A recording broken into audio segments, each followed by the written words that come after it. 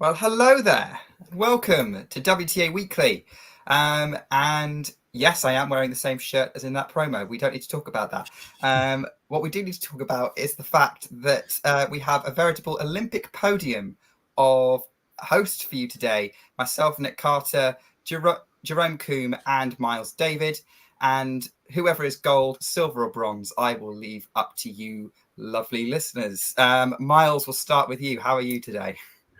Can I take the gold? I just want to be at the very inner part of the podium. I think it's the coolest part. But I mean, if I had to choose, I'll be okay with biting the bronze or the silver. But either way, I'm happy to be here and on the podium.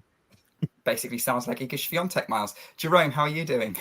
Yeah, good to be back. Good to be talking WTA. I mean, yeah, thrilling action last week, so I'm excited to get stuck into it. Yeah, a lot of stuff to get stuck into, has to be said. There were plenty of stories to come out of this Olympics, and yeah, very exciting stuff to talk about. And well, you know what we're going to start with? We have got to start with who won the gold medal. By the way, idea producer, we should put a poll in the chat: who's gold, silver, or bronze? Vote for who should go in which. I'm not just going to award them out to people. Vote for me. He's getting the gold medal at the host. Yeah, but before you do start, I just want to say, obviously last Olympics in Tokyo, personally, obviously, you're probably the same. Nick, being in the UK, it's quite tough to get watching those matches. So it was actually so nice to really get stuck into, and what a great couple of storylines we had this time round, which we'll get into. But yeah, it was the first proper Olympics tennis that I've really kind of got stuck into and actually watched throughout the week. So yeah. Miles, to piggyback off of that, a lot. Unfortunately, I'm a night owl, which turns into me being like early riser sometimes. So that like in my time zone, play would kind of start around 5 a.m., 6 a.m. And sometimes I would just by happenstance find myself watching some really, really good tennis. And I was appreciative of that. And I really like the vibe of the Olympics as far as tennis. The other sports I've watched have been great too, especially considering from whence we came. The Tokyo Olympics was just had a really weird vibe. But I have to say, since I've been watching tennis, this is probably my second favorite Olympic game specific to tennis because it was played at a very prestigious stadium, like Roland Garros, kind of how like 2012 London Olympics were played at Wimbledon. That one sticks out of my memory, and I think this one will stay with me for a while too. I was going to say London's probably your favorite by the sound of it. It's interesting to say that though, because there's been so much debate about whether tennis belongs at the Olympics, and I mean I can get the reasons why, but I mean I just think it was. I mean, just it definitely does belong, and you can see the players and what it means to them. So, yeah, definitely belongs for sure. And someone an Olympic title meant a lot to was Qinwen, who seemed to fall to the ground in celebration in like every single match she won. Let's be honest, which isn't surprising given she had almost the toughest possible run to a medal. She had to deal with being match point down to Emma Navarro, a set and match point down, almost losing into straights, come back. She got into a super tight deciding set tiebreak with Angelique Kerber that literally could have gone either way. Then she gets the overwhelming favourite in the semi-finals, and then she has to deal with the pressure of being the favourite to win the title in the final, and she came through all of them with flying colours. And I want to start with your thoughts on Zhang Qinwen's run, Miles, because you were very quick on social media to big her up when she got the Iga Swiatek result. Yeah, because I watched all of that match. I didn't intend to. It was one of those instances where I was kind of like up already. Then I kind of rolled over and saw that Iga was about to take the court against Zhang Qinwen. And part of my mind was like, knowing that I've seen that matchup before, knowing that Iga was the overwhelming favorite, I almost didn't turn it on. But I'm in hindsight, I'm very glad I did, because although it wasn't a high quality match, there was tons of drama because of Iga's level or lack there of level, and Zhang Qinwen just kind of having an aura about her that, if you remember, Nick, she has brought from Palermo to Paris, because she's like, I think, on an 11-match win streak now, including that 250 on clay and now this gold medal. There was something about her that just was a little bit different on the court that day. She started off very strong, as did Iga, but then things just really shifted. And unfortunately, I hope no one can clip this and make it the wrong way, but that was some of the worst tennis I've seen of Iga since she's become a Grand Slam champion. And it actually was kind of tough to watch, because I was hoping if someone was going to beat her, they would beat her playing her best, but she was far from it, which is not to take away from Zheng Qinwen, because she clearly had a lot of pressure on her from her country, but I also think she used that pressure to kind of pull her forward and ultimately be on the podium holding the gold medal. So it was a fascinating semifinal to watch, and just the whole entire week from Zheng Qinwen was pretty incredible. Yeah. How much of Zheng Qinwen's run did you manage to watch, Jerome? Yes, I tuned in to the Navarro match. I watched that match in full, and I was a crazy match, by the way. First of all, crazy match. But I really thought that after that, I mean, it took so much out of her, and then she had that thriller 7-6 in the third with Kerber. I honestly thought that she would be, I mean, obviously she's got the game to play against Iga, but I thought she was going to be done in that match. But Iga was rattled, and hate to say it, but I think, nightmares from Tokyo coming back. Tokyo obviously meant so much to her. She was in tears after that second round defeat. Maybe did the pressure get too much? We're not used to seeing her buckle under the pressure, but she did then. I mean, I'm gonna come. I think we'll kind of hear from you on this first, Jerome, and then Miles. I want to hear your thoughts after that. How surprised were you that Zheng managed to beat Swiatek? Because I was seeing, I kind of suggested on social media that it wasn't that big a surprise. And it was mainly due to the fact I think she was running on a bit of a high off those wins that you were talking about, Jerome. Yes, she may have also been suffering from exhaustion, but I think there was a confidence boost that came with that probably outweighed it. And then when you think about, she has taken sets off Swiatek before. She pushed Swiatek at Roland Garros 2 years ago. Despite the 6-0 head-to-head, I didn't think it was that big a surprise, but I want to get both of your takes on it, starting with Jerome. Yeah, obviously it's easy to say that, but yeah, no, definitely I do sort of agree. And after the Navarro and Kerber wins, she's playing some ruthless tennis, even though she made it kind of a bit of a meal out of that Navarro match. She was up 6-3 in the first set breaker, I think, lost a set, saved match points. But during the points, she was playing some ruthless tennis, and if she was playing like that, she was going to be able to bring it to Zheng. Did what Collins failed to do in that third set. But yeah, I think I agree. It's not as big an upset as people may think. Obviously, the weight of it being at Roland Garros, and her being the reigning champ and the number one, obviously that adds a lot. But yeah, Zheng's been in incredible form, and she's playing some great tennis on the clay. So yeah, when she's playing, but yeah, I really just thought the physicality was going to be an issue, but clearly I was wrong. Jerome, I'm glad you used the word, dang it was on the tip of my tongue. What word did you just use? I wanted to circle back and refer to that in terms of the physicality.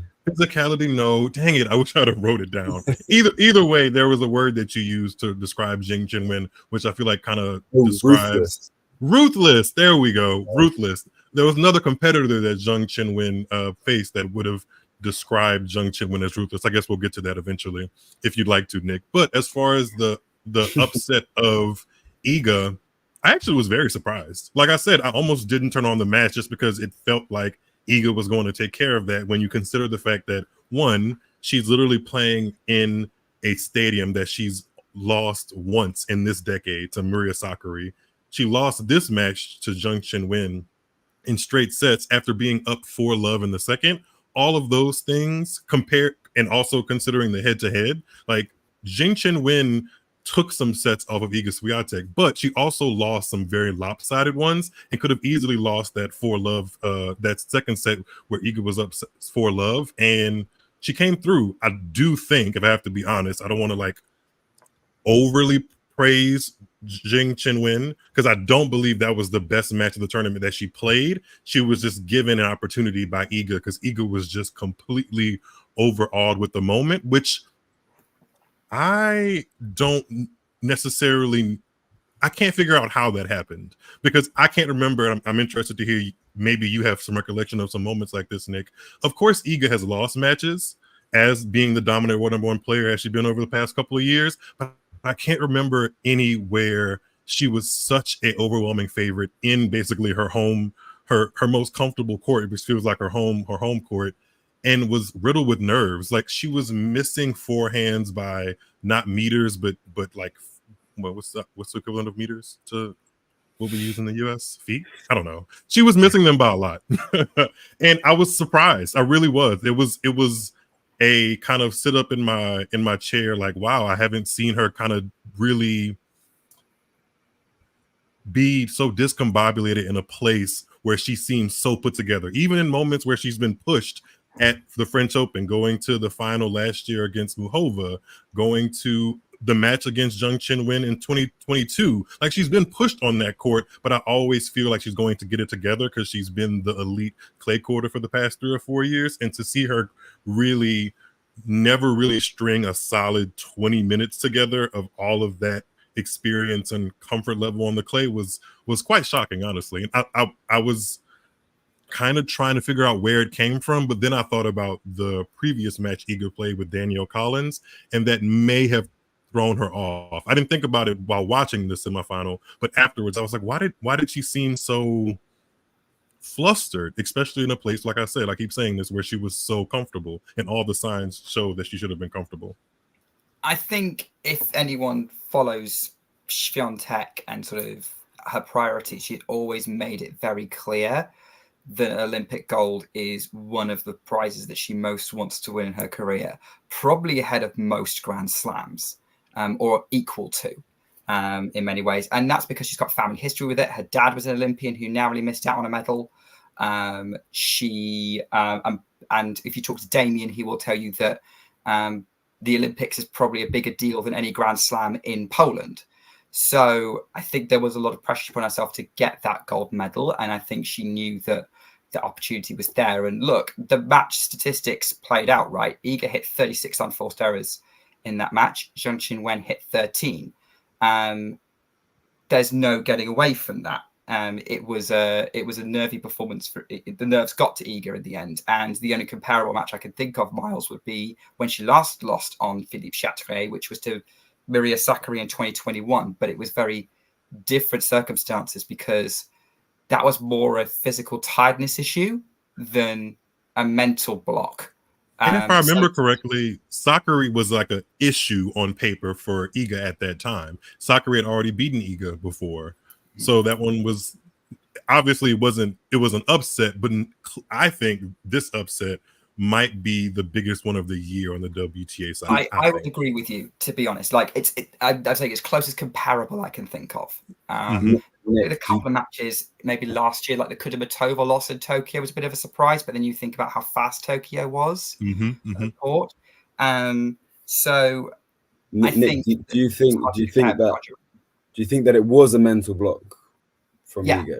Yeah, I think it was. I think that's the best explanation for what happened, especially given the almost complete contrast we saw in the bronze medal match. The bronze medal match was the best match Iga played all tournament. Was kind of back to herself. And yes, okay, Schmiedlova was probably on more of a level that she was kind of putting away in the first, second, third rounds. But she put her away more convincingly than anyone else she beat other than Diane Parry. So that kind of tells you something there. I think there was, and that was then, look, I don't hold it against her. We've seen that happen with some of the best people at the Olympics before. We saw that with Novak Djokovic himself at the Tokyo Olympics in the semi-finals, where I think there was something happened that caused him to drop his level against Zverev. And I think that comparison is there. I do think with the problem we've got here is not the problem we've got. The thing we need to remember is going back to the stat I highlighted: 36 unforced errors from Iga, 13 from Zhang Qinwen. If Zhang Qinwen also hit 36 unforced errors, it's a very different match. Absolutely. And 13 is not that many over the course of 2 sets. So we have to give some credit for Zheng for not letting the occasion get to her. Oh, I might be Iga Swiatek on clay at Roland Garros. Oh, I'm playing for China, which has obviously got its own huge Olympic expectations. Yeah, she went out and she played 2 pretty decent sets and did what she needed to do. And whilst we can debate over whose level affected the result more, the fact is that Zheng's level did have an impact on that match, because, as I said, if it's 36 unforced errors each, it becomes a really messy semi-final that probably goes 3 sets, and Iga just about narrowly scrapes through. I don't want to take away from Qinwen's level, because it really was impressive, especially when I put it in the context of just watching her a week or 2 ago in Palermo and being so impressed by how comfortable she looks on the clay courts, especially considering that there has been some ebbs and flows in her results post getting to the final of Australia. I was really, really impressed with just how comfortable she felt. When it comes to like the impact of, or the reason why Iga came onto the court very shaky, Ghosty kind of alluded to it in the comments. He said Danielle did her job. I'm not inferring that Danielle Collins's comments during the handshake where she retired in the match prior did affect Iga, but I wouldn't be surprised if it just kind of put that little drop of uncertainty just in her aura in that arena going before that match. I don't think that they're necessarily like cemented together, but I wouldn't be surprised if that little bit of saltiness that Collins put onto Iga showed itself in that Qinwen match. I think it's too much of a coincidence. I genuinely don't understand why it would. Genuinely don't understand. Really? If it was me, I would just go, never mind. Did you take into like watching that video of Collins, whatever? I mean, I think Collins has the transcript has come out about what she said to Iga about Iga not having to fake sincerity about her injury. I do think Collins was partially out of line for that, but Iga's response was like, "Whoa, like what are you talking about?" And even her response in press was like, "I have no idea why this woman is talking to me about this, because we get along fairly well in the press." For the type of person that Iga, again, I don't know her, for the type of person I expect her to be, I can totally see why 24 hours later she might be thinking about like, why did she say that to me? And just how small the margins are in tennis, that can throw you off. I think you care more about what people think of you, Miles, than I do, and probably what Iga Swiatek does, because she does tend to live in a little bit of a bubble. And I think Collins bursted. I feel like she can probably take things a little bit to heart sometimes, and when you're world number 1 and people are questioning your like integrity on the court, that's probably not a nice thing to hear, especially for a young person like Iga. I mean, it might have played a little part, like the perfect storm of it all. That's fair. We could be. That's completely fair. But I think it kind of was the drop in a perfect storm. She already had put so much expectation on herself to bring home that gold medal for Poland, because it was a perfect storm. It was a perfect scenario for her to do just that. And then this person who has beaten her at a Grand Slam before, and in that match was giving her all she could handle, drops this little nugget, kind of like making her question a lot of her, I guess, a lot of her things on the tennis court. I don't think it was huge, but just enough to kind of start the breakdown in mentality, because honestly, that was the biggest thing that showed from that Qinwen match, that her mentality was just kind of not there. She was very agitated, even in the very early parts of the first set. It was interesting to see, and I don't think, even like you said, Nick, we may be overanalyzing it, but I feel like it's a little too convenient that incident happened. She had to respond to it in press, and then the next day go out and was just kind of off mentally. That's how I look at it. I think there's a lot of factors, but yeah, we can. Yeah, could have been one of them. Yeah. I guess we'll probably never know until maybe she publishes her autobiography. Yes, when we get a In the Arena with Iga on ESPN Plus. Yes. Are you not going to be publishing her autobiography, Nick? I mean, I'm available. Available, I'll do it. I mean, look, if John can get a book out there, I can. So I guess we're kind of on Iga, and I think I think we're kind of all in agreement on her level was the ultimate decider of that match and the direction of the Olympic gold medal. I think we can kind of all agree on that. I am more willing to give Zheng some credit in getting through that, and getting the result and getting the gold in the end. I think she's someone who thrives on playing for her country as well. We saw that in the Asian Games as well. Mm-hmm.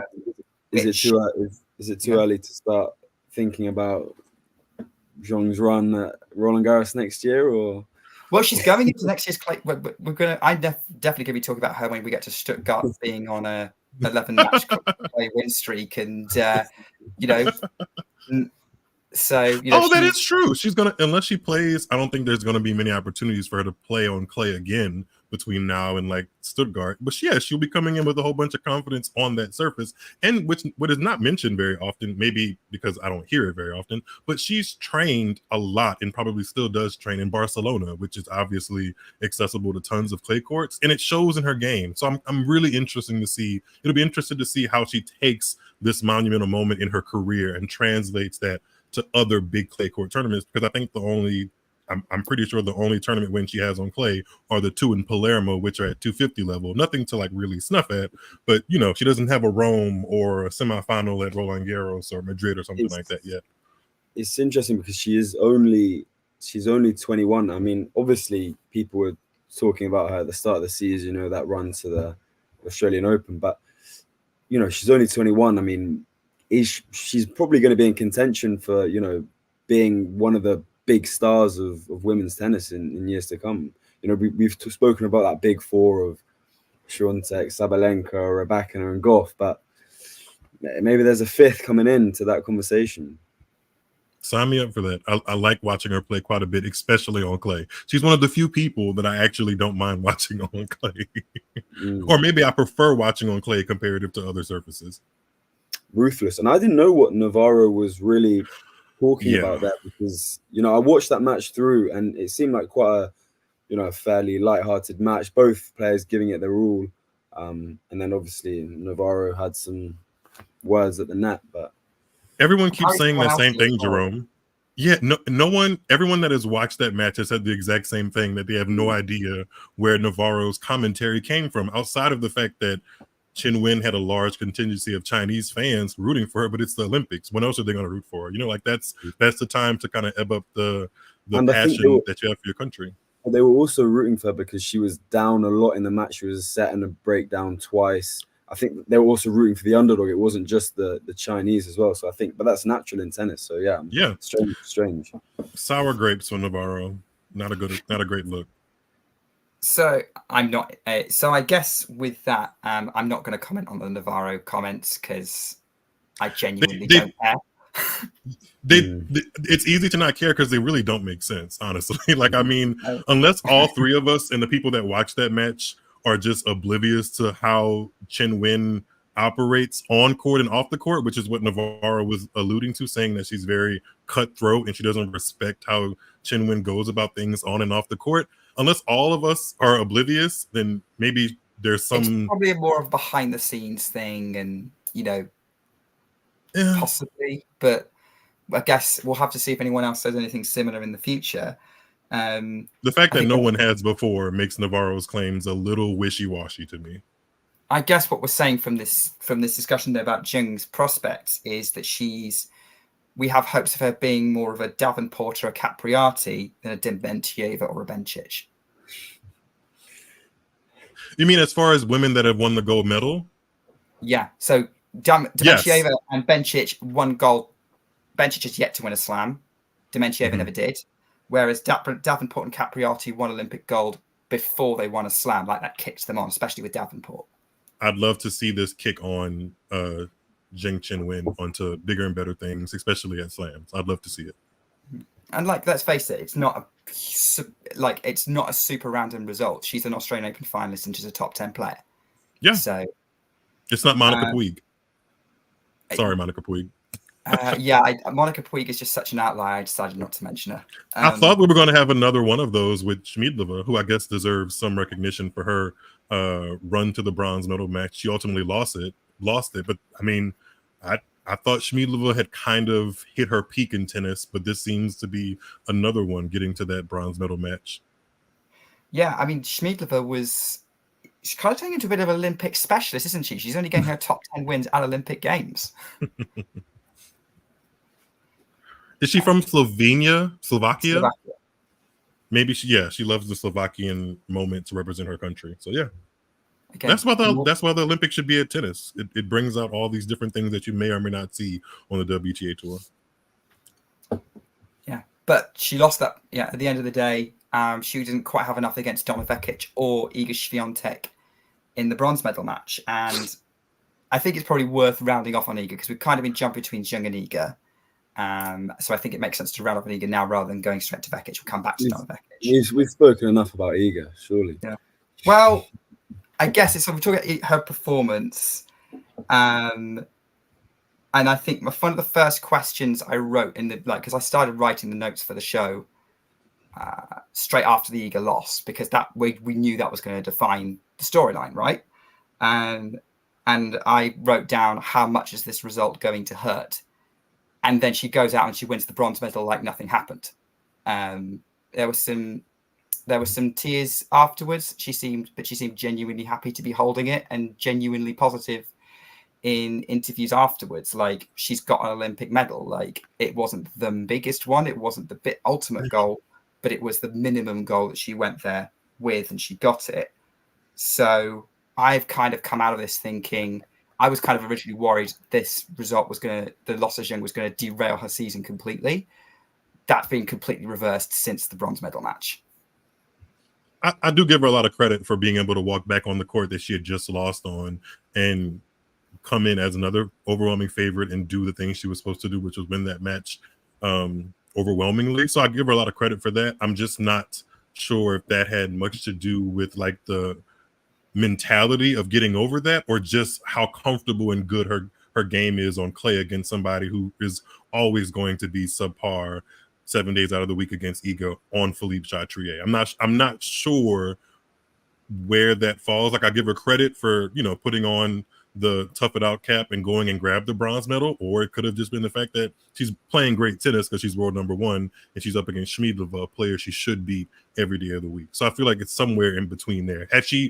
Had it been somebody that was more of a threat to her game style, I feel like that would give me more insight into how she actually managed the loss to Zheng Qinwen. But she played somebody she was supposed to beat very easily, and she beat him very easily. So yeah, similarly, I wouldn't read too much into it. It's obviously a major storyline, her exiting and not winning being the huge favorite, but she's had big losses before and she's bounced back. She's won 4 of the last 5 French Opens. She's world number one.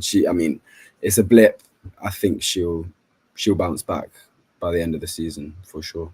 Yeah, I'm with you there, Jerome. Especially given sort of, there were people panicking after she lost to Ostapenko at the US Open, and then a couple of tournaments later, she's back on a winning streak. She barely even lost a match after that, didn't she?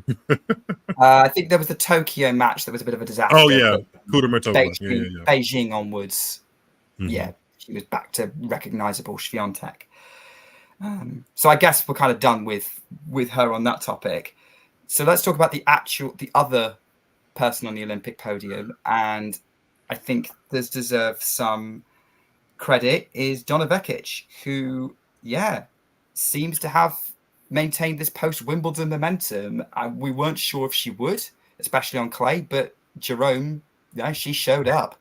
I can't tell you. I mean, I was up late watching the her match against Kostyuk. I think it was at the quarterfinal. And oh my gosh, I can't tell you how the emotions were going. I mean, I could tell exactly how she was feeling, because it was so reminiscent of the Wimbledon semis. It was slipping away from her.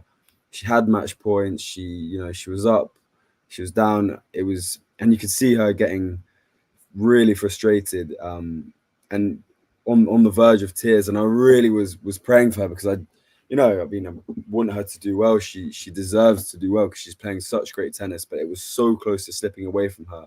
And I'm happy that she bounced back and eventually got a silver medal, which is very well deserved. I mean, what a season she's had backed it up.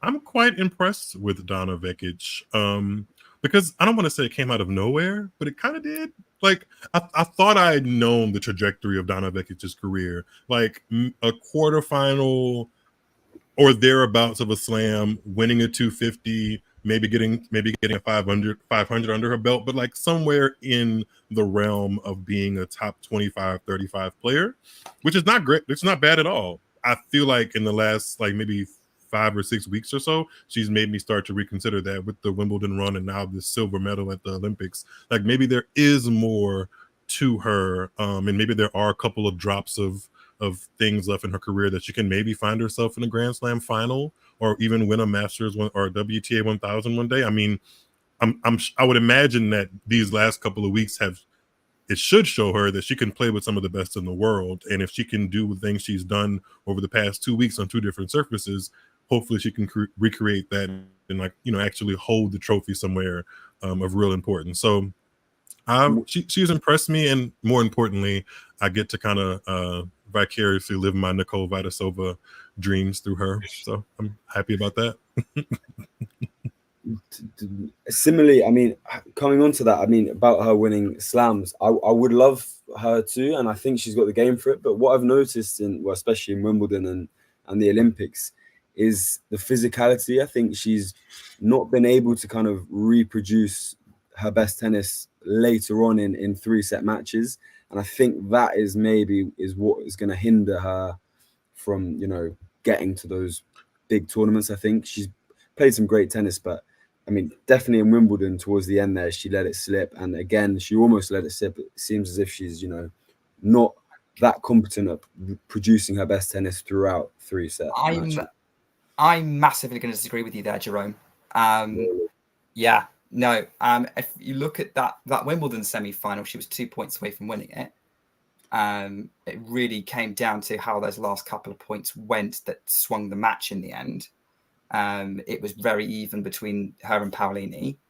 The way she she got a little bit nervous against Kostyuk. It would like both of them were super tight. That match could have gone either way, but she got the job done. She came through that. She dismissed Schmiedlova. She was by far the better player. And I think it was just that Zheng had her figure out in the final, and she was always going to be the favourite. Yeah. I genuinely don't actually, I think Vekic plays bigger the more she gets tired. And I think the reason why we question her fitness is because she's so expressive about it. But I don't think it's a bigger deal for her compared to other players. Yeah, it affects me as a watcher. I tweeted earlier, like it's something that must be studied to like watch her be clearly so enthralled in a match and ready for the fight, but immediately after the point is over, it looks like she needs to like find an ice bath or keel over and puke, because it's both of those things, especially in a long match like we saw at the Wimbledon semifinal and the match against Kostyuk. She looks so exhausted, exhausted and drained and flushed, but then also smacks a forehand winner. He's like, wait, this is going to get you to the win. It needs to be studied how she is able to like juggle all of that and play amazing tennis. But that's the thing, is that's not the kind of tennis that wins you slams. Being able to slug a forehand because you're tired. It's I'd like to know about Djokovic. Those cross. Yeah. Djokovic on a WTA Weekly show. Like, what is wrong with me? Couldn't help himself. No, I'm still very impressed with that result. But I think we're on the same page that Vekic is on the. It's kind of, we've got optimism about her potentially being one to watch going forward and continue to be a disruptive force in draws going forward, particularly if your name is Aryna Sabalenka, as I think someone has mentioned her head-to-head with Sabalenka being 6-2 in the chat. and going to a place in the calendar where she's seen success. Like she's gotten to a US Open quarterfinal back in 2019. Hard courts in my mind really do suit her, because before this Olympic Games, I don't even think she had reached a tour level final on clay. Like no 250 level, 500, none of that.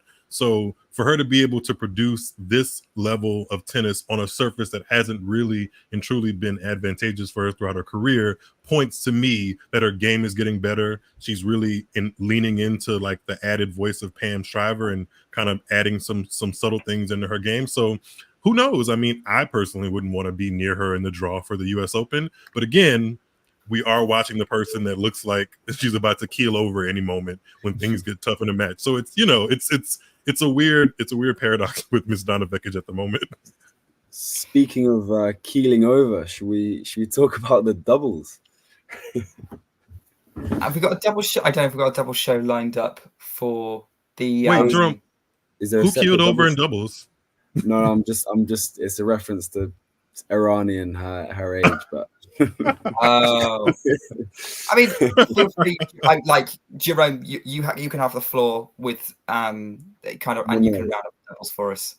Yeah, well, no, I mean, I was just so taken back. I mean, I didn't watch any of the women's doubles up until the bronze and gold medal matches, but I was taken back by Irani. I mean, playing sensational doubles. I mean, the shot making was incredible, and she in the first set against in the final against Andreeva and Schneider, Paulini was kind of missing a lot, getting very tight in that first set, and so Irani had to just pick her up, and she honestly was covering the net so well. The lobs were weighted perfectly.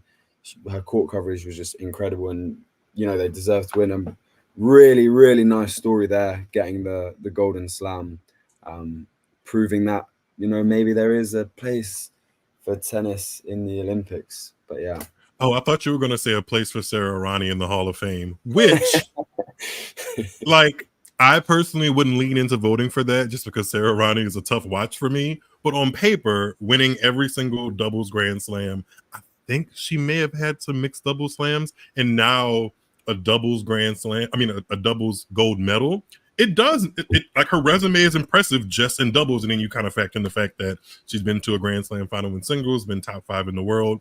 Maybe there's a case where Sarah Irani walks down the aisle of the Tennis Hall of Fame and gets that recognition. I'm not sure, but I do have to say I'm very, very grateful that she helped Jasmine Paolini to a moment where she is the victorious person and kind of holds the trophy / medal at the end of the day that says she's the champion and not the runner-up, because I do think Paolini's dedication to improving over the past 6 months, getting to 2 Grand Slam finals in a period of a couple of weeks when really no one had that on their radar, is great. And now she kind of can culminate the greatest summer of her career with a gold medal, something that I'm sure she may have dreamed about, but now she actually has. So I'm very, very, very happy for Paolini, and, you know, Irani now gets to add a notch on her belt. But can we also take a second to acknowledge Andreeva and Schneider, who I don't think were really that aware of each other's games or played with each other much,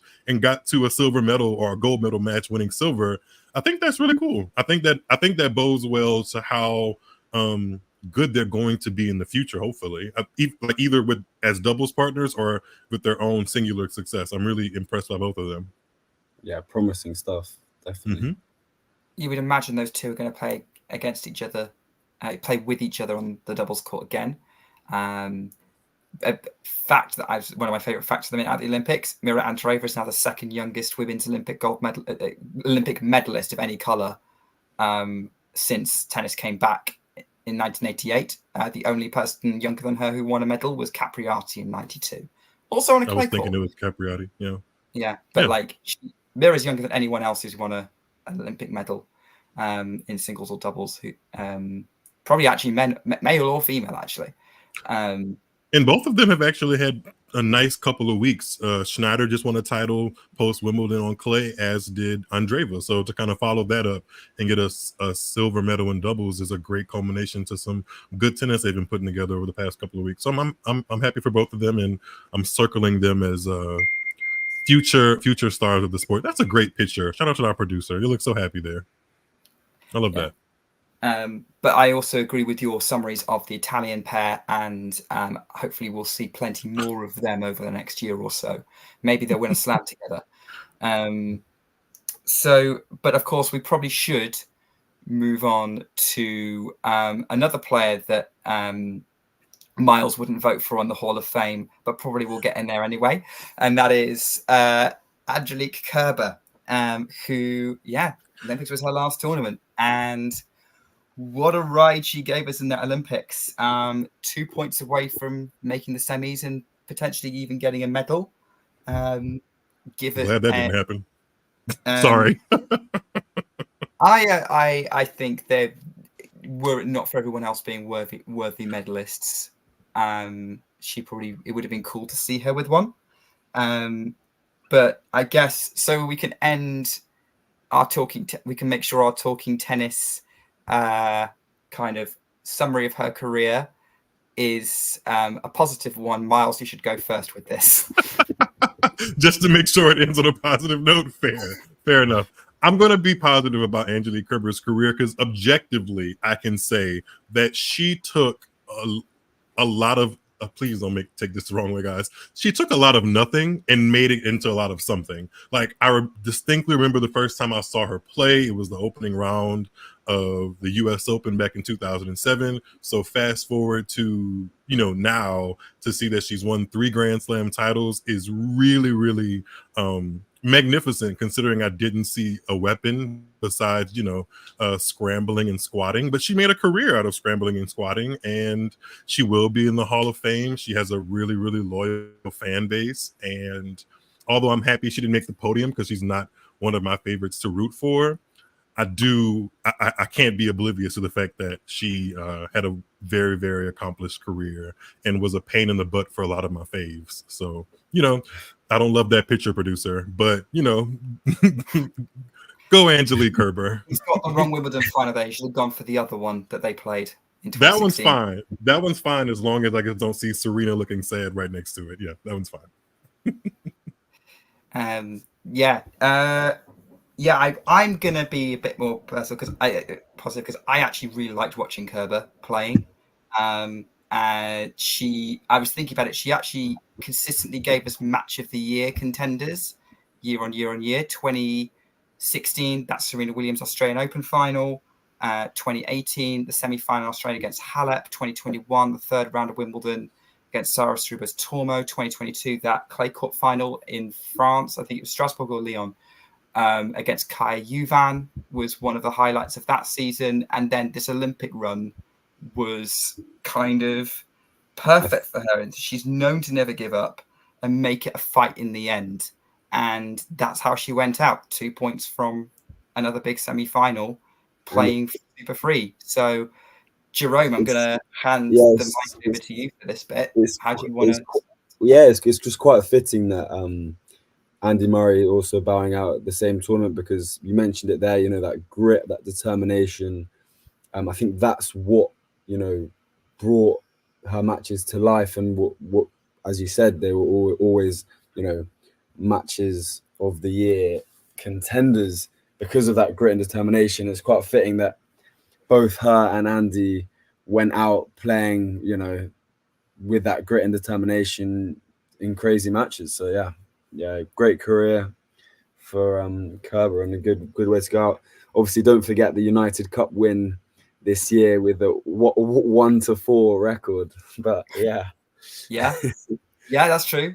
Somehow bizarre, kind of bizarre that she is the United Cup winner despite that. But I feel like that encapsulates her career. Like, it's just kind of bizarre, but it's good. Some people give me a lot. I guess I set myself up for it, right? They give me a lot of shtick for not being a great fan of Kerber, but I can say that on paper, the accomplishments she's had are incredible. But it is kind of bizarre for me once you actually watch the tennis, because it's how are people struggling to put this away? But she makes it scrappy, and she always has, and she has gotten everything out of her career. So for that I do respect it. Actually, it has to be said, she may well end her career on having a match of the year contender, because the match with Zheng might well end up being on the shortlist for what's going to come out. I don't know whether it'll make top 5 in the end, but it'll probably be worthy of being top 10 when it'll definitely be top 10 moonballs of the year. That's for sure. Hey, look, all I know is that my social media was going mad for that match after I got back, when I checked it. Next checked it because I don't check it loads. But it was that match, costume match, which kind of went down as kind of the 2 matches everyone's going to remember from the WTA draw in the Olympics.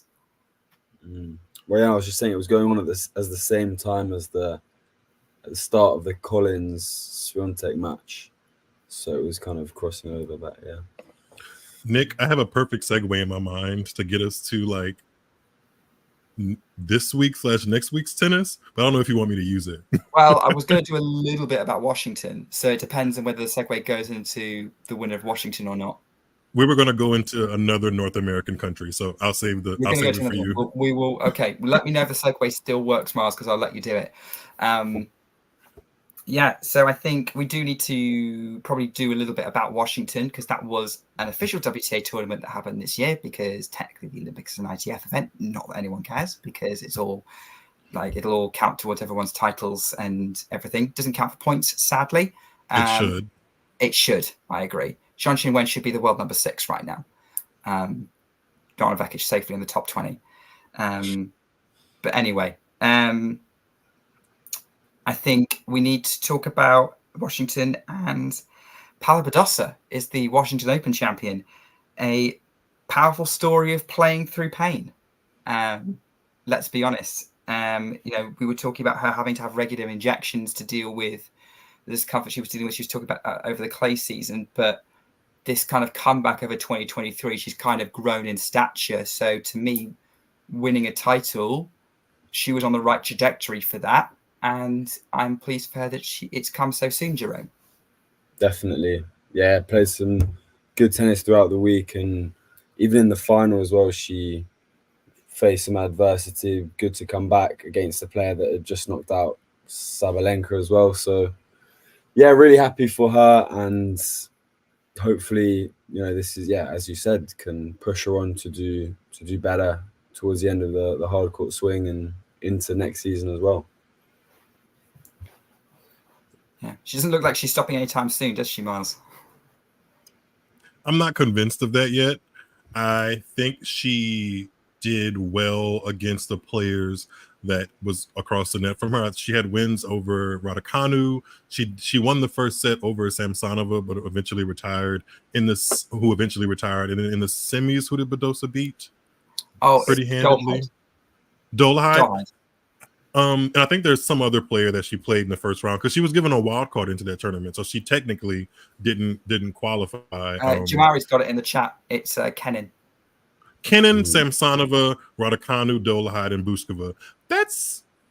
I don't think any of them are in the top 40. So I feel like that is for a 500 title, except Samsonova. Dolehide hasn't been, but they've all been to Grand Slam or 1000 finals, apart from Buskova. Fair enough. I watched a good bit of that final because it was so stop and start with the rain. It definitely wasn't super high quality against Buskova, but I do think Buskova doesn't really have much put away power. She's great at retrieving and scrambling and kind of extending points, but Badosa has the ability and the firepower to kind of inject pace, and that was what got her that victory. I'm just not certain if this means that she's somehow back into the mix. I know she's going to be, I think, somewhere in the top 40 herself with the result of Washington, and she might just miss out on seeding at the U.S. Open. Again, I'm just not sure what this means long-term for her, because I know she has stated in several outlets that she had this chip on her shoulder because everybody thought she should retire with everything going on with her back. But I mean, she's also said that in order for her to play, she's very dependent on these cortisone shots in her back, and that just doesn't scream to me longevity. So I'm sure she's super thrilled to win this title, especially having not won a WTA title since 2022. That's a great achievement. I'm just not necessarily putting this into like, oh, Badosa is somebody to look out for to, do damage at the US Open or beyond. I'm not quite sure that's going to segue into that. Maybe not, but I think she should definitely make the most of it. And I think she'll probably give us some good matches. I mean, Schwan is highlighting in the live chat for the episode, that Bushkova versus Townsend was a good match. Was a good match. Yeah. I've made a note of, so I can put that on my list. But I have to say, I actually quite enjoyed Badosa's match against Raducanu. It was like a really physical battle, and they were both hitting pretty well in the heat, and it was a grind, but I was entertained by it. And part of me's actually thinking, if it had gone the other way, maybe Raducanu had held on to that break that she got early in the third, or she'd put the match away in 2, she could have been the one holding the trophy in the end. Just quickly, I wasn't very convinced by Sabalenka at all throughout VC. I know this was her first match since pulling out of Wimbledon, but she did well to make that semi, because her level was just really not great. A lot of unforced errors, and I'm just interested to see how the rest of her season looks, because I don't know if the yips that she famously struggled with are totally back, but it does look like they're kind of creeping back into her game. She definitely had her fair share of doubles and just kind of wild errors. Again, that might be knocking off rust, or it might be a side effect of the shoulder injury that took her out of Wimbledon. I'm not quite sure yet. Anyone watching Sabalenka this week was, everyone's saying that was like she wasn't looking herself. I want to remind you, Miles, that earlier in the year we had a similar problem with when she came back from getting back from the Australian Open, and then she went out to Vekic in Dubai, and she kind of struggled to make deep runs in Indian Wells. Miami she had other stuff going on. Stuttgart, she hadn't quite, and it was actually Madrid against Collins where she finally woke up, and then Madrid, Rome was looking pretty good at Roland Garros until the shoulder problem started.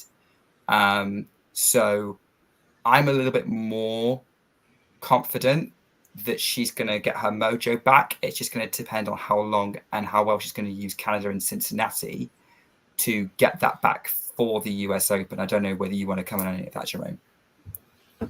Yeah, it's tough one to say. I mean, I watched a couple of her matches I watched the Bushkova match, and again, it just looks like she wasn't really in the zone.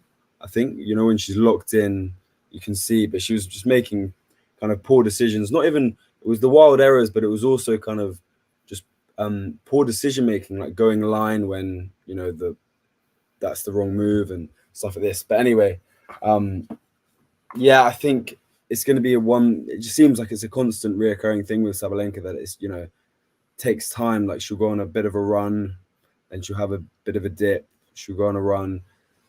It's really hard one to say. I mean, she's been up there at the top of the game, but she's struggled to really push on and collate some imposing form. So again, sorry, I hadn't raised your issue, but finish what you were saying. No, go. So isn't that necessarily a consequence of Sabalenka's game, though, given how big she can hit? Unforced errors are kind of going to be a natural part of it to a certain extent, but there needs to be that operating window for her to work in, for it to really click, and for her to kind of dominate the court. I think actually a lot of the top players kind of have an operating window they need to go in for everything to kind of click, and I'm including Iga and Elena and Coco in that. But I'm wondering whether that's kind of a consequence of, if she's feeling good, that's that. Then it's all going to look amazing. If something's off, she has to find a way around that to win. We don't have to look that far back for evidence of what it looks like when it's all together, because she's the reigning Australian Open champion. So it could be worse. Yeah, I don't know. Like, feel free to finish your point, Jerome. Yeah. Well, no, coming on to that, I mean, I feel like it's so hard with these types of players who have that kind of massive game. As you said, that's the key. You've got to, it's all well and good being flashy and hitting big, but you have to have you can't just rely on, you know, being in the zone. You also have to kind of have a, as you said, an outlook. So yeah, hopefully she can find that, because, you know, at times it's frustrating to watch, and I'm sure it's even more frustrating for herself. It's interesting though, because this is a note I made, and I want to get your thoughts on it. I mean, I think I'm fairly outspoken on the topic that I think most of the WTA tour is actually pretty strong quality. But it's interesting that in the last few weeks, Iga, Elena, and now Arena have all failed to get titles when they were right there for the taking. Arena's in Washington, not necessarily as big a stage as Iga and Elena. I'm thinking of the Olympics and Wimbledon. Maybe the US Open, but I think that does a disservice to Goff massively.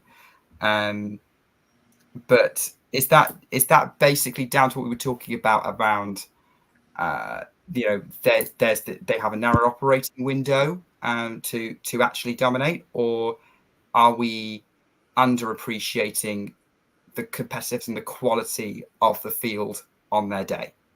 But I think that's a great question, Nick. I think the latter, because I think this is part and parcel of the whole conversation in recent years about, you know, the WTA tour, and how, you know, fans saying, oh, it's, you know, or people from the outside looking in being like, you know, why have we got a random person winning a Grand Slam? Like, why is it not, you know, one of the big three of the women's tour? And I think it comes down to that, and a reason for that is because there's more quality evened out on the WTA tour, and that's not a bad thing. It just shows, you know, the high level, and it makes the achievements of someone like Iga, or, you know, at the top of the game, it makes them stand out even more, because those aren't just, I mean, yes, you have Grand Slam winners that are fluky, but I think a lot of the time, you know, it's because of the quality, as we've seen with Zheng getting the Olympic gold after her run to the Australian Open. People thought, oh, you know, especially after some up and down tournaments since then, you know, is she going to she's going to repeat that form? But she has done. So yeah, I think it's a tough one on the WTA tour, but again, it just makes the sport more exciting. Nick, I think you framed that wonderfully, because I hadn't put it into context about like how the quote unquote, I'm using quotes very heavily, the WTA Big Three have kind of missed their opportunities to really bring home the titles that they should in the last couple of weeks, because I hadn't thought about Rybakina essentially crumbling in that Wimbledon semifinal, and looking at Iga doing the same thing against Zheng Qinwen, and now Sabalenka has a little bit of an asterisk next to it because she had a lot more time off and was coming off an injury, but essentially she should have won DC with the remaining people that were around her in the semifinals. But all three of them have struggled, like you said, putting it away. But on the flip side of that, they lost to very maybe not Sabalenka's loss to Bushkova. Bushkova is kind of more of a second or third tier player, but with Rybakina and Iga, Rybakina losing to another Grand Slam champion in Krejcikova, like in the moment, huge upset, because Krejcikova didn't really come across as anybody's favorite for Wimbledon. But again, she's a former top, I think Krejcikova was former number 2 in the world, had won Roland Garros. So that shows the depth of women's tennis. And also Iga losing to Zheng Qinwen in the Olympics, a Grand Slam finalist just this year, top 10 player, and you know that's nothing to snub at. So I feel like it's a little bit of those really top players not taking advantage of the opportunities, but also their peers around them making it much harder than it would have been 20, 30 years ago, because there's just a lot more depth. Like a lot of these players that you quote unquote may not be seeing regularly week to week, they still have confidence somewhere in them, like a Krejcikova, to say, hey, I've gone deep in a Grand Slam and I've lifted that trophy. If the opportunity presents itself again, I know based off of experience, I can do this. So I do think that makes it makes the WTA, if you look at it from that lens, a lot more exciting than people want to give it credit for. Yeah.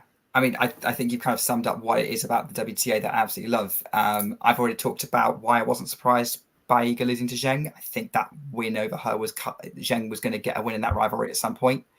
The Krejcikova loss, you summed that up perfectly. Krejcikova is not a surprise. I think she's kind of, when she's on, she's kind of the Stamp of Rinker of the group of, oh, wait, when she's on and she'll beat all of them. And I think with Sabalenka's loss, yeah, it wasn't great. She did hit, and she hit like almost double the unforced errors Iga did in the match that she lost. But Sabalenka's, but even then, Bushkov has been to the last 4 of a 1,000 before.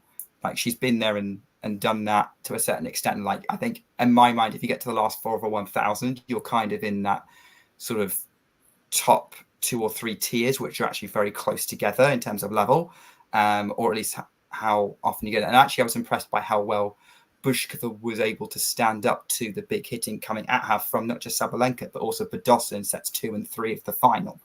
Set 1 was a bit more one-sided. So I think it does underappreciate what these players can do. And I think one of the beauties of tennis is that I think I'm kind of coming with the attitude of the ranking doesn't tell you how good the person's A game is. The ranking is more a reflection of how likely they are to produce a world-beating level on the day. It's not a surprise they can produce it. It's just a surprise. It's just about whether that day is the day.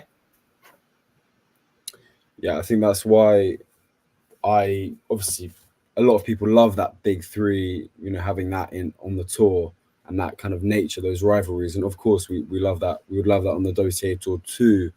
But yeah, as you said, part of the reason why I love the WTA tour is that we have these beautiful stories of people coming through and finally reaching their potential at, you know, unexpected times, and, you know, this unknown nature of the sport. I think that's what makes it great. I'm excited to see what name comes out of the barrel of names in Canada this year, because it could be a Camilla Giorgi-esque story. I was looking to see what Camilla Giorgi's ranking was when she won Canada in 2021, and it was 71, I think. And I think the 70 something ranked player I quickly looked at the time is Blinkova. So wouldn't be crazy after that back, I don't know, when she had back in Australia, and that would be kind of iconic, really. Was that the segue you were looking for, Miles? No, it wasn't. I was going to say, when you were just finishing up talking about Angelique Kerber, I was going to say there's somebody that's probably glad that she's off the tour, or at least not running to give her flowers, and that is somebody named Bianca Andreescu, who's going to be heavily highlighted in Canada, in Toronto this week. Wow. We were talking about things that Angelique Kerber would be known for, and Angelique Kerber, in my mind, I will not forget that she told Bianca Andreescu she's the biggest drama queen ever. Forgot about that, to be honest. I will never forget. That was funny. But yeah, so it is Canada coming up. So the women are playing in Toronto this year, and qualifying's just finished. And I mean, the draw is nice. I like it, actually. Yeah. Let's be honest, the Olympics has kind of screwed that tournament over a little bit, because the field does look more like a 500 than a 1000. Now WTA 500s are still super exciting. There's likely going to be some good quality matches in there. As I said, the depth of the tour gives us that, especially with the rules around who plays 500s now.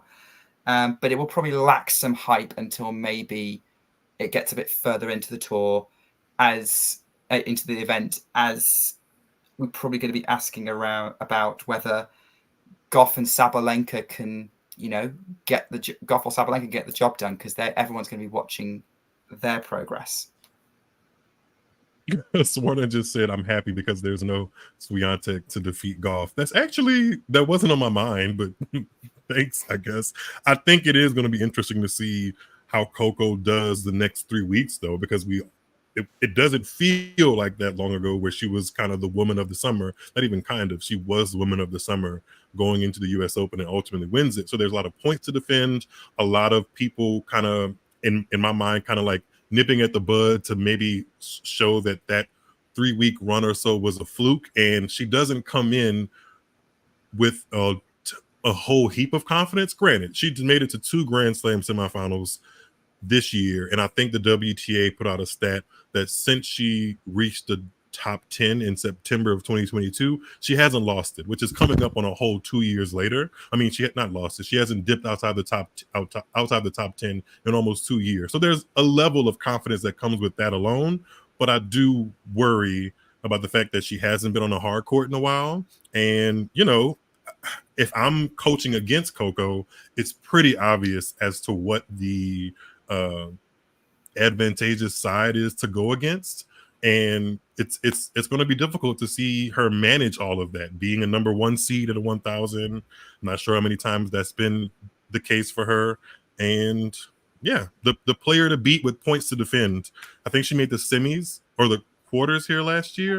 She lost to Pagula. So yeah, that's not a huge amount of points, but points nonetheless. And there's some danger in her draw. I mean, if the seeds hold, Diana Schneider would be her 3rd round opponent, I believe. I'd love to see that matchup just because that would be a rivalry I'd like to see. But you know, there are some threats. Naomi Osaka's in that section. She's unseeded. She's supposed to play Ons Jabeur in the 1st round. We'll see if Ons Jabeur is healthy enough to take the court. I know it's kind of easy to be down on this tournament because it's right off the heels of the Olympics. They don't have Iga. I don't think Rybakina's in the draw. Zheng Qinwen pulled out, obviously, because she just won the gold medal. So there's some, you know, air coming out of the tournament. But all in all, I'm actually interested to see who wins it, because I'm actually kind of partial for the Toronto setup. So that's why I'm kind of happy. I like Toronto over Montreal because I've been to Toronto. So all of it to say I'm excited about this tournament. Jerome, I do want to hear your thoughts on this draw, so hold on to them. I want to follow up quickly on something, Miles, that you said. By the way, someone in the chat did mention that Coco potentially has Sophia Kenin as an opening round, which might give you nervous flashbacks. But like, are you, compared to where Goff was going into the hard court season, going into Washington last year, how does this year feel in comparison to that? It almost feels more stressful in a way. You could look at it as two ways. Like, she already has the Grand Slam, which is what a lot of people work for just to get one, and she has it as a 20-year-old. But she's right back in the predicament of kind of sort of having something to prove. And I'm not sure yet if she plays her best tennis under that kind of pressure, especially with, like we were just saying, the depth of the WTA tour. Any given day, you could be coming across somebody that's either won a Grand Slam, that's unseeded, or has been to a final. And that's tough, especially when you're dealing with some of the things technically that Coco is dealing with, like the forehand issues and the serve not being consistent. It's a lot. It's a lot. And I'm not sure if she's going to have I think she's really mature for her age, but I still have to really realize that she's 20 years old, you know? And I don't know if she has it all together to be able to balance and juggle all of the things that I just mentioned, as far as pressure, technical issues, coaching issues, possibly. Like, it's a lot. And to be the number 1 seed on top of that, all of the things that go along with, like, being the face of the tournament, doing press, promo, I would not be utterly shocked if she kind of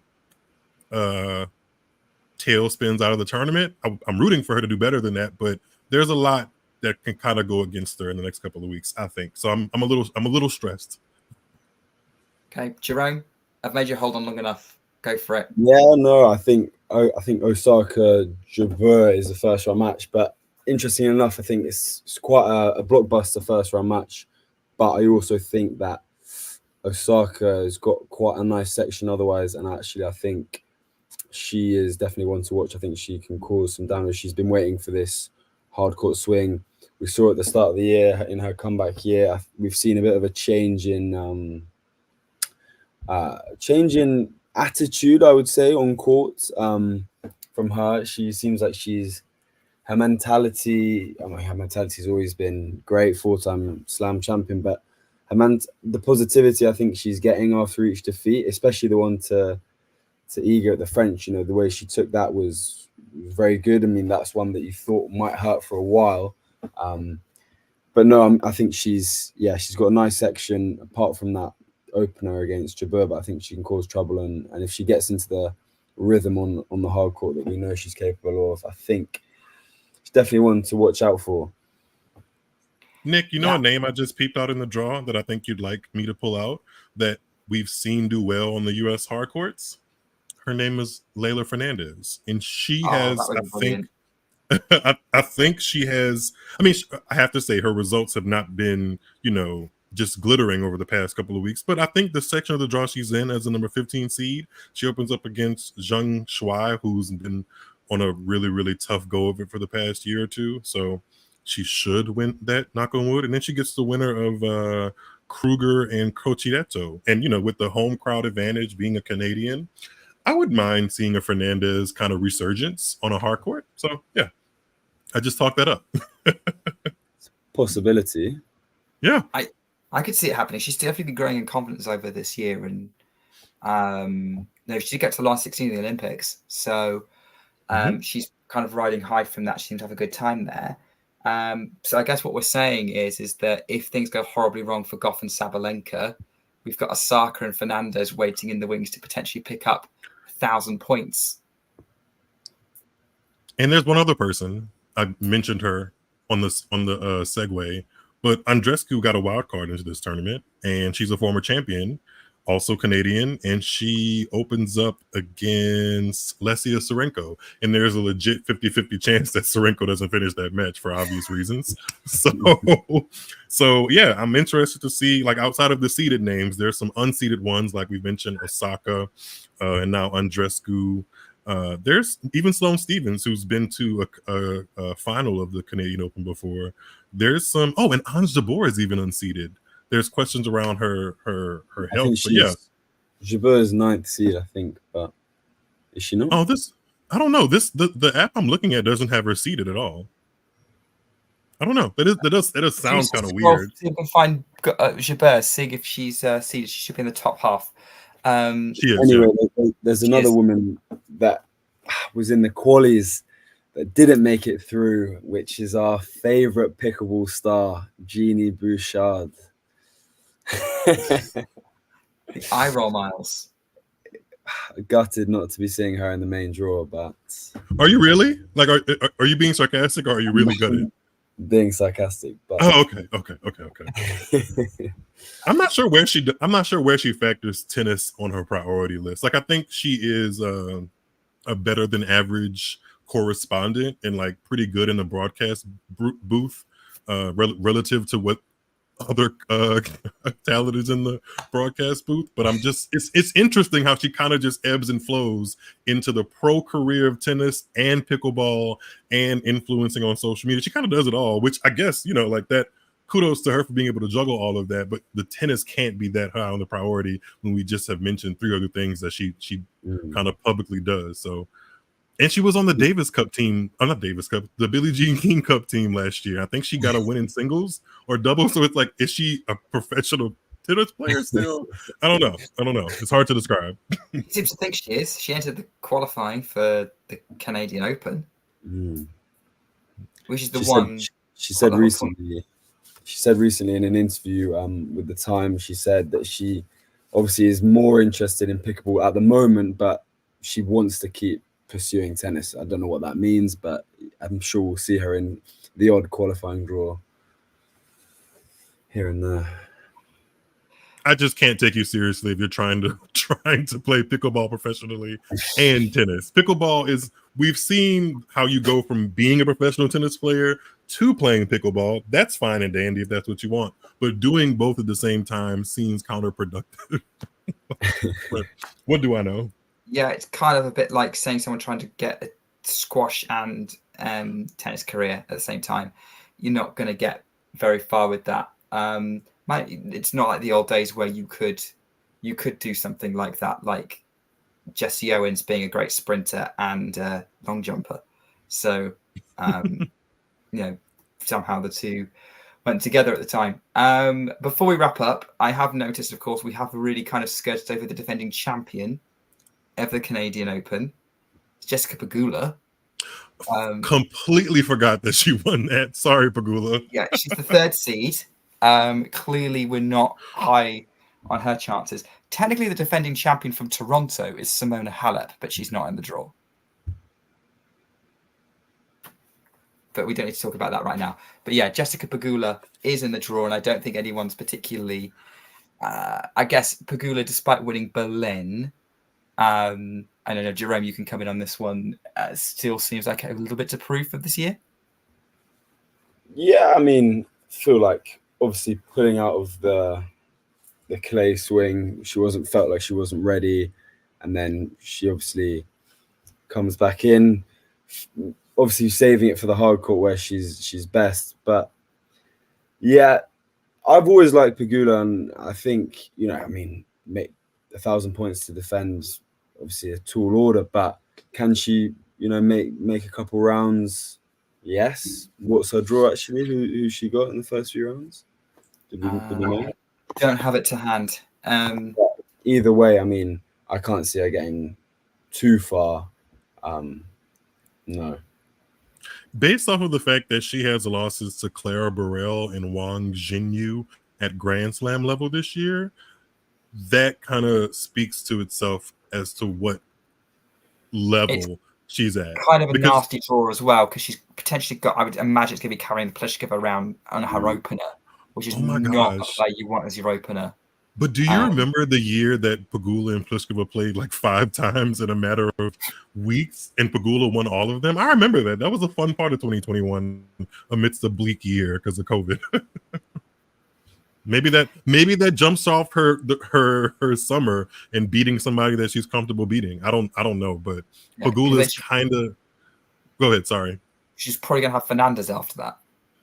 Yeah, and based off of the fact of who's beaten her this year, I mean, Fernandez should go into that match with some confidence. And I'm not sure if Pegula has peaked or not. If you had to ask me right now, I would say she has. And I'm not sure she's going to break that ceiling of like a quarterfinal at a major. Could be wrong, but my gut feeling is no at the moment. Either that or she does it just before she retires.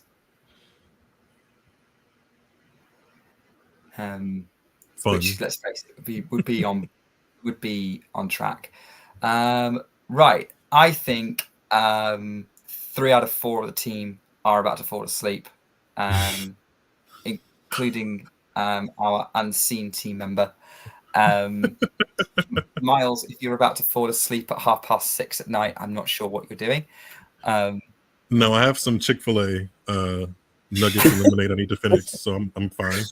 Okay, he's all good, guys. It's fine. Well, we'll tell you what, we're going to get some sleep because we need to rest up, because we're probably going to get some sleepless nights following Toronto, those of us in Europe. But yeah, our American fans, tennis is back on your soil for the next few weeks. And I'm looking forward to wrapping up all of the action from Toronto on the next episode as we start to build towards the US Open, the last big tournament of the year, the big last slam anyway, depending on your stance of the WTA finals. That's a whole other episode. Jerome and Miles, thank you both for coming on and making this a great trio. Should we just finish to see who our Olympic podium is? Yeah. If I'm not at least silver, I'm quitting this entire production. Maybe don't do this, producer. I haven't seen the poll. I can't actually see it. I think we share silver. Gold. Oh, he's got silver. I'm on the podium. Yay. You're still proud of your bronze. You've been a fabulous effort. We don't take less than Olympic medal standard punditry on this show. And whoever clicked on me despite my never mind, I'm not gonna set myself up for that. Thank you for clicking on me. I appreciate it. Jerome, much appreciate it. Yeah, I'll take it. Tough to take, but we move. Hey, look, in tennis, apparently it's better to leave on a bronze medal than a silver medal because at least you won a match. You leave on a win. Yes. Good point. And anyway, I hope all of our viewers and listeners are leaving this feeling like winners. That's all from us today. We will be back for WTA Weekly at the end of Toronto, and keep an eye on the channel for all of our Canada coverage. And at some point in ATP Weekly, at some point that will emerge. And we'll wrap up of course, the big Olympic final between Djokovic and Alcaraz. Lots to look forward to. But until then, take care and keep talking tennis. Ready? Play. My name is Clara Towson, and I'm a friend of the show. Boom.